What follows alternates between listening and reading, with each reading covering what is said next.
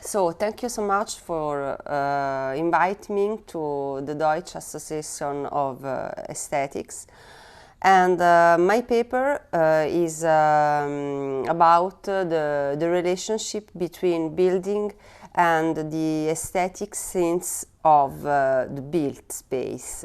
And the title is The Significance of Aesthetic Sensitivity in Built Space for New Forms of Architecture. So, architecture is increasingly understood ideally participatory model of space. The return to an original oikos presupposes an awareness of the relationship that should exist between living and building. In 1951, Heidegger introduced the involvement of living experience in the project of building with these words. The basis of contemporary Western thought should be a mixture of the architect's intent and the community that will benefit from his product. The experience of being in the world is fundamental to building. According to Heidegger, the crisis of living that marked the mid of 1950s is that individuals must learn to live. They must therefore adhere to the original form of dwelling that is being. The key to interpreting architectural space lies in the experience of living as well as in construction. By experiencing reality, I can build new realities. Latour relaunched the discourse of an awareness of existence within what Germans define as Gestaltung. That is the variable that imposes itself in the concept of creation, training and design. Sloterdijk has long before caught the growth in intent and extension of the concept of design through the Heidegger proposition of the Dasein, or rather of being there. When we say Dasein is to be in the world, we usually overlook the little preposition what, in what place, where, ask Sloterdijk. Are you in a room? In air-conditioned main room? And if so, what kind of fan and what energy resource make the air-conditioning system work? Sloterdijk likes the question that is at the basis of designing reality, namely that of existence.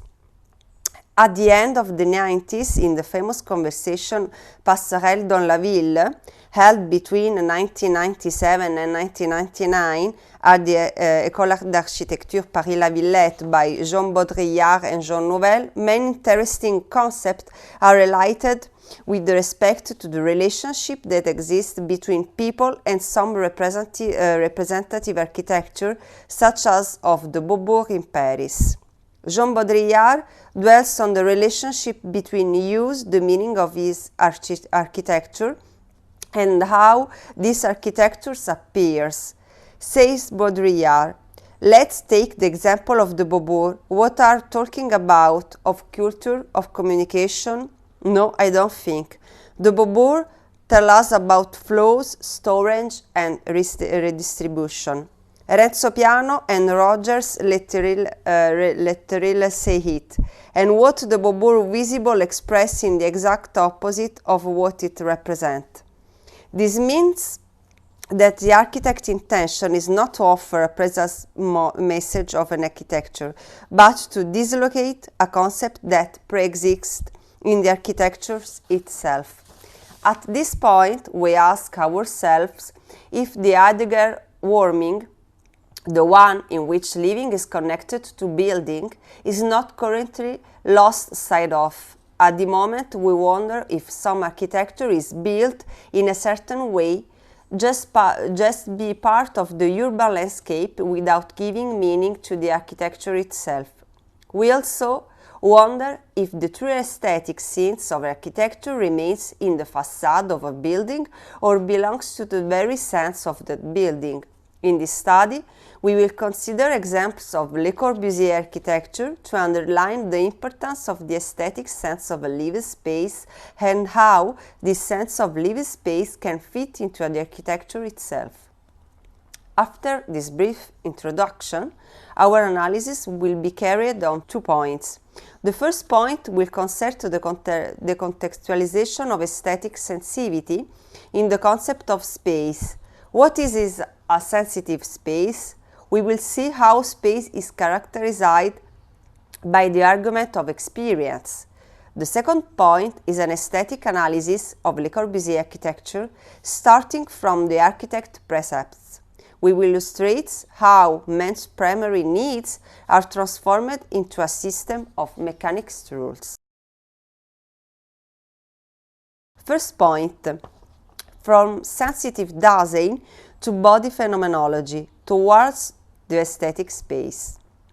We would define the sensitive space as the space of the experience of living, of the experience of being there, through the Martin Heidegger existentialism and the Merleau-Ponty phenomenology. We will try to highlight the nodal points of the experience of space, both in the transcendental and in the reality concept. Martin Heidegger, in Being and Time, develops the central problem of a fundamental ontology of the being. The problem of being, according to Heidegger, manifests itself in the constitution of being there, that is, of a realization of man's being in the world. Ontology, for Heidegger, is a science of the possible world, which takes into account the constitution of the being of the world. The question that moves Heidegger into Being and Time is about being itself and the possible development of the philosophical sense of being. So, what is being? Heidegger ontology, fully examined in Being and Time, the text of the 1927, is based on the two conceptions of the entity understood as a living being and of the being understood as a being of the living being. In the first three paragraphs, the German philosopher illustrates the main features of his study of being. He starts from the three prejudices that over the years have developed around the concept of being. The first, the generality of being; the second, the indefinability of being; the third, the aboveness of being. According to Heidegger, being is a concept that is linked to an individual's awareness of being in the world, says Heidegger. This entity, which each of us is himself, and which includes inquiring as one of the possibility of its being, we should denote by the term of Dasein. According to Heidegger, being and entity are related. There is no being without entity or without the individual. Says Heidegger, being is always the being of an entity. The totality of entities can, in accordance with its various domain, become a field for laying being and delimiting certain defined area of subject matter. These areas, on their part, for instance, history, nature, space, life, Dasein, language, and the like, can serve as object which corresponding scientific investigation may take as their respective themes. Dasein belongs to us, openers and heralds the experience of the reality that surrounds us. Also, our interest is in the experience of Dasein, that is this immersive character of the experience of being. In the 12th paragraph of Being and Time, Heidegger describes the fundamental relationship between Dasein and being in the world. Says Heidegger, but these are both ways in which Dasein's being takes on a definitive character, and they must be seen and understood a priori as grounded upon the state of being, which we have called being in the world. An interpretation of this constitutive state is needed if we have start to set up our analytic of Dasein correctly. This composite expression designs an unitary phenomenon through which Heidegger indicates the constitutive modality of existence. In this contrast are highlighted the in the world, the entity, and the in being. We can deduce that in this case existence depends on the location of the entity itself.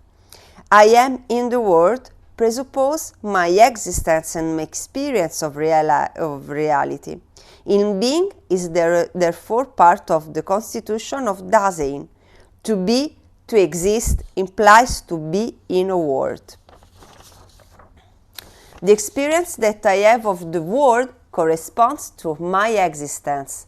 In the world that preconstitutes my being. Through Heidegger, once again, we want to underline the close relationship between an existential ontology and our relationship that exists with space. Being in the world constitutes the Dasein existence, presupposes spatiality and the relationship with space. In Dasein's concept, the body of the individual entity is projected into space. Consequently, its presence in space constitutes the being in the world. Being in the world is a structure of the Dasein. Being in the world is the spatiality of the Dasein. We could then write, if I live, I am in the world. If I am in the world, I live. The correspondence of living with the awareness of existential experience can be the first step for our experientially reading of space. A second step of our analysis about the aesthetic experience of the space is borrowed from Merleau-Ponty concept phenomenology. In 1945, he published La phénoménologie de la perception, introducing the contextualization of the body as the key to access to the phenomenon, that is, to what happens. Through the body, the awareness of what is perceived through the senses takes place. Merleau-Ponty introduced the relationship between perception and corporeal sensibility. He considers the significance of a human situation as expressed through the experience. The phenomenology of perception and lived body, emphasizing themes and concepts relating to the people-lived relationship with the space. In all of his work, Merleau-Ponty asked to himself one central question: how can it be that human beings are present to a world that immediately makes sense? In our ordinary daily experience, we find ourselves in a particular moment of comprehensible experience that necessarily incorporates a taken for granted but unstable world in which our experience unfolds. Every moment of our lives, we always find ourselves caught up and immersed in a world that is that before us in an inescapable presence. Merleau-Ponty argues that the experience foundation of this immersion in the world is perception, which relates to a lived body which simultaneously experiences, acts in, and is aware of the world that typically responds with immediate pattern, meaning, and contextual presence. He understands that the lived body has a latent lived relationship between an intentional but reflective body and world it encounters and perceives through continuous immersion, awareness, and action. Merleau-Ponty understands every bodily mobility in terms of a body schema or body subject, as I call it there. Through Heidegger existentialist theory and Merleau-Ponty phenomenological theory, we have seen how the constitution of a sensitive space, of an aesthetic space, depends on our total involvement within it. This is to underline the importance of the consciousness of space in our way of living, in that, therefore, of inhabiting it. The second point is for the aesthetic experience between body and construction, the human dimension as aesthetic dimension in Le Corbusier's work. The anthropocentric measurement of the modular was first stated in 1945 in the architect's office, after a long gestation period linked to the course of nature and the cosmos. Le Corbusier presents us his new unit of dimension. Le modular est un outil de mesure issu de la stature humaine et de la mathématique. In the unity of the modular, we have the opportunity to see how a relationship can be established between mathematics and the human dimension.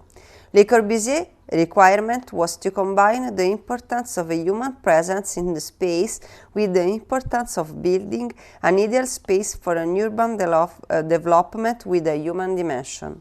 The choice of such a singular unit of measurement depends on the consideration that Le Corbusier has classic units such as the meter on the thumb foot. The foundation on which Le Modular is based are the solution of the relationship between the Anglo-Saxon values of the foot and the thumb. This is how the human dimensions are included in the parameters of mathematical calculation. The main thesis of the modular is that space involves man and vice versa. Thus, the whole space can be considered as the scale of man. The use of the modular is an harmonic measurement tool can be seen in the Unité d'Habitation de Marseille, where the modular is applied in the different parts of the structure. This means that we have an objective example of how the projection of an intimate space finds its dimension and manifests itself through the use of individual, collective, structural, and environmental spaces. Le Corbusier organized the living space through the dimension of the modular. Thus, an urban space is arranged according to the anthropocentric rules. The soul of the building brings us back to the intimate soul in space. This means that Le Corbusier used the basilar rules of topoanalysis in this project for the Unité d'Habitation. Another example of topoanalytical and anthropocentric planning lies in the very organization of individual and private space. Thus, the organization of space through the modular still allows us to feel at home in the city just like in the house. We can therefore see that division on human scale is not only feasible but also highly topical. Le Corbusier